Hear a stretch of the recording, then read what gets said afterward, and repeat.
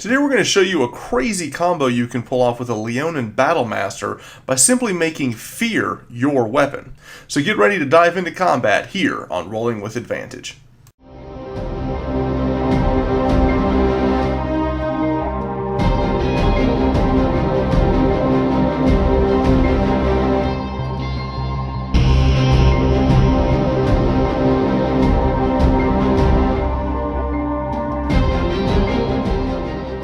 So Leonin is one of the new races that we got recently with the new Theros book, and it's a race that I've been looking forward to for a while. I love cat races, I love Tabaxi, but I love Leonin because, while the Tabaxi gives us the fast, agility type cats, your cheetah, your leopard, things of that nature, the Leonin is specific to the lion. So it gives us the savage fighting warrior style cat, and I think there's a lot of fun role play to be had and a lot of new builds that we can take a look at using the Leonin. Now, as we dive in, we're going to take a look at the Leonin gets 2 points to Constitution and an additional point to Strength. So immediately, any of your martial classes are going to be great for the Leonin. Barbarian looks great. Even Fighter, particularly Barbarian, I think looks really good. And he can even do a Paladin as well. But anything martial based, I think Leonins can be great. They get Dark Vision. They get Claws, which gives them, Claw attack's one of those fun things. I think, hey, in a pinch, if I need an extra weapon, I've got it. It is strength-based, which works if you're going to be playing a martial character. So I really like the ability to have it, but I like it as more like a tavern brawl or maybe an intimidation type of thing to use.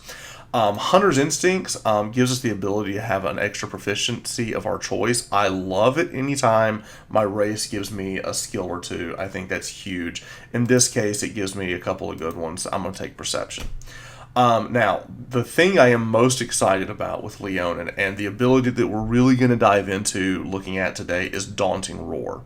What Daunting Roar says is, as a bonus action, I can let loose this giant roar, and creatures within 10 feet of me, of my choice, must make a wisdom saving throw or they are feared. Now, the fear is very interesting. It says they're only feared until my next turn, but it also can hit multiple targets. But there's a really cool little combo we can do with this. So we need to take a look at what does fear actually mean. So if we go back and look at the conditions, let's look at Frightened. What Frightened does is that when a character is frightened, they get disadvantage on ability checks and attack rolls, and they cannot willingly move closer to you. Okay, so what can we do with that? One, I think this is a great run-in, let this out, and it's a way to almost taunt a bunch of things like they're dealing with you now. You've let your presence known, but the other big thing is that anyone that is close to you and fails that save, they're going to have a hard time hitting you at this point because you are going to be playing your big brawler. They're going to get disadvantage on your attacks, but let me show you a cool thing that we can do.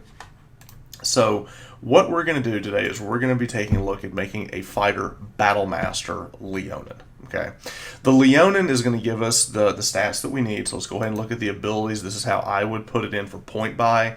You want 15 in strength, 10 dex, 14 constitution, 8 intelligence, 14 wisdom, 10 charisma. With the extra point that I'm going to get for strength, that'll put me at a 16. The extra 2 points I'm going to get for constitution is going to put me at 16. You're seeing 18 on your screen here because I've already leveled this character up to 10, just kind of show you what we're doing. For description, we're going to take a soldier background. This is going to give us intimidation. I also picked up animal handling here, and I like to roll dice. Hey, it's fun with the magic click clacks. All right, for proficiencies, I also chose athletics and survival. We have decent wisdom, so survival is always a good skill. Plus, I think it just goes great with Leonin. Athletics, in my opinion, is an automatic pick if you're playing any type of strength-based character. It's the only strength thing that we have to take for skills, so let's make sure that we have it. All right, so for fighting style, we're going to take Great Weapon Fighting. We are going to be using the polearm action today, so we are going to pick up a glaive or a halberd or something of that nature. You could, in the early levels of the game, before you pick up polearm mastery at level 4, you could use a two-handed sword, two-handed axe, great axe, things of like a maul. You could pick something like that and then kind of change up your weapon at level 4. Me personally, if I'm going to be going with a polearm, I'll just play it. I'll lose a couple points of damage in the early levels, but I'm rocking the weapon and the feel of the character early on. We get second wind. We get our action surge. For martial art type, we're going to be going with Battlemaster. That is key for the build. Now, combat superiority, basically what Battlemaster allows us to do is we get a bunch of maneuvers, and we get these superiority dice, and we can use those superiority dice to fuel certain maneuvers in combat. It kind of gives fighters, special attacks that they can do. And the cool thing is that while we're limited on how many of these we get, like the monks' key points, we get these back on a short rest. So every fight, as long as we have a short rest between them, we should be able to refuel and continue to use our maneuvers. I think it's a very interesting game style that we can play with a fighter. Now, Student of War, this gives us a proficiency. You pick what you want. It's a total roleplay background thing. All right. Maneuver. So the first three that we're going to take is we're going to take Pushing Attack, we're going to take Riposte, and we're going to take Menacing Attack. Pushing Attack is going to allow us to use our superiority dice to push something away. Now, if we run up to somebody, bonus action Roar, let's say they fail it, I can attack them. I will use Pushing Attack to push them away from me. At this point, I have pushed them 5-10 feet away, and if they are feared, they cannot come back at me. Okay, not for that turn that they're feared. It's going to give me a turn to continue to wail on them. It's a really cool little 1-2 combo that you can do at level 3 with this character. So run up, roar, fear a bunch of people. Let's say you feared 2 people, okay? Let's say you're fighting 2 orcs. You run up, you fear, 1 passes, 1 fails. The person that fails, Pushing Attack to move that person away. Now that person, whoever you're fighting, that monster, is now in a zone where he cannot move forward to you because he's frightened, and you are still threatening his space because we're using a reach weapon with polearm. So let's say he uses that opportunity to leave. You then can pop him with your weapon as an opportunity attack. Heaven forbid, we might actually start dropping people at level 3 just because they don't have a good option. And that's the whole idea of this, between the roar and then using Pushing Attack, that you don't leave them with a lot of good options. Okay, I think it's a really cool, smart way to play a fighter, is that you're using fear and your maneuvers to kind of combo together, which is also why we like Menacing Attack. So Menacing Attack is another maneuver that we're going to be taking at level 3, and what it does is when I hit a creature with a weapon attack, I can use an superiority dice to attempt to frighten the target. Now, I do get to add the damage of my superiority dice to attack, so it's still a big hit when the target makes a wisdom saving throw. And again, it's basically a one-person version of my roar. So it allows me to kind of double down and kind of maybe do this fear tactic more than once per combat, okay? Now, Precision Attack, I like having this in my kit in case you're running against something like an Earth Elemental or just something with really high armor and you need to push an attack through. I like Precision Attack because it allows me to roll my dice, my attack, and then once I see what I rolled, I then can determine with perfect information, or close to it, do I need to roll this? So the idea behind this is, let's say I roll a 12 and I've got a 15, and maybe between all of the combat I know 15 is not quite good enough, I need a point or 2 more. That's when you use Precision Attack to kind of push through that extra damage. Okay, so that's going to be, you get 3 of these at 3rd level. Now I went ahead and leveled this guy all the way up to 10. Other attacks that I really like, I like Disarming Attack. There's been a lot of times, this is not one I think I use a lot, but it's one that I will use occasionally. You're fighting someone who's beating you all over the head with some magic wand or staff or big flaming sword. Let's knock that out of their hands. A lot of fun things that you can do with that. This is something that you're really going to have to combo with your team with and say, hey, my rogue friend, I'm going to knock this thing out of his hand. Why don't you mage hand it wait until I knock it out of their hand, then you can mage hand it off the floors. Little fun little things that you can do. I like the maneuvers that you can, pun intended, I guess, but I like this maneuver. Trip Attack, always a good thing to be able to knock somebody down. You can really, let your whole team dogpile something once something's knocked on the ground. Goading Attack is another big one I like, because this is MMO taunt. This is the I'm going to attack this person, and if they don't attack me, if they attack somebody else, then he gets disadvantage on those attacks. So I like those. All right. So for my 4th level, I'm going to take Polar Master. This is the bread and butter of the build.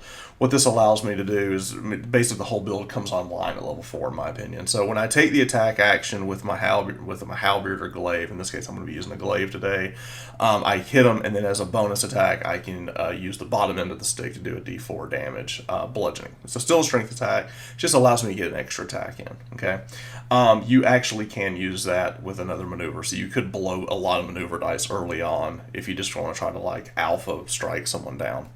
Now, while you're wielding one of these, I provoke an opportunity attack when they enter my reach. So when someone is charging into me, I can then use my opportunity attack to hit them.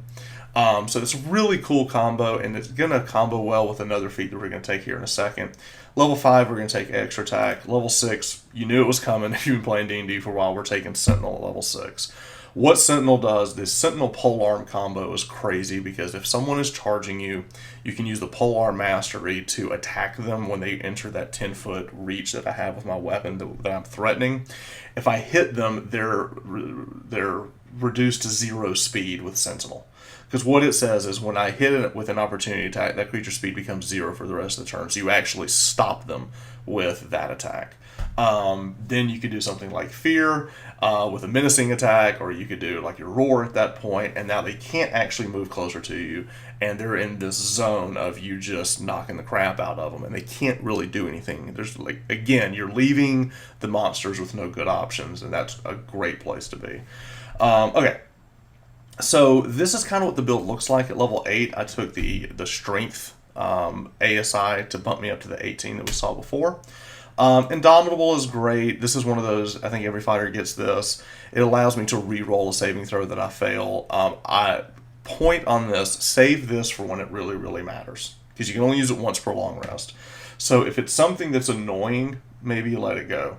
If it's something that would kill you, or heaven forbid, makes you lose control of your character, like a charm or something of that nature, that's where you use Indomitable. So really be judicious on when you use this ability. It's a lifesaver, but I wouldn't use it on something annoying like Entangle or something like that. Alright, improved superiority dice at level 10. Those D8s now become D10s. Okay, so this is what I did. I made this character up to level 10. I love the little wombo combo that we can do. You've got good skill sets. We're going to be using the Polearm Master Sentinel build, but really diving in and using that fear of the Lion Roar plus the Menacing Attack to really help solidify like a gameplay, a game style that this character can do. This is what this character looks like. This is my 10th level version of it. Again, my skills are animal handling, athletics. I have intimidation just because I feel it's a good, fun thing to have for a lion character. I think I could roleplay that, maybe use your claws to kind of extract some information. I like the idea. Of course, we get perception, and then we picked up survival as well. So the thing that I like about this fighter is that with the higher wisdom and picking up some of these secondary skills, it gives you some things to do outside of combat as well. A lot of times our martial characters are sitting around just waiting for combat to start because they don't bring a lot to the table otherwise. I like the fact that this person does other things. So that's a big tip in making characters, is make sure your characters when you're making is a character and not an MMO fighter, you know, where he's just like, I'm just going to hit these buttons to do a bunch of damage. Make sure that there's a good role play aspect. There's all these different pillars of the game, and we want to make sure that our characters can operate and do things, and all of those. Like, we want to have an interesting character backstory. We want to be able to do things out of combat. You know, when we're in town, we've got things that we can do. So just make sure that we're building a full-on character and not just a wombo combo thing. While this character does have some wombo combo stuff, we want to make sure that we bring more to the table than just that. So it's always a good thing to do. I am super excited about Leonin. This is actually my second build with Leonin. I've already got another one I'm brewing in my head. I guess I've got cats on the brain right now. But I'm super excited about this. If you have played a Leonin, I would love to hear any ideas that you've got at the table. I often find that a lot of times we get excited about builds and races, but once you get them on the table and have some gameplay experience, you start learning more about it. You start kind of unlocking more ideas as we get going. So I'd love to hear any ideas that you have.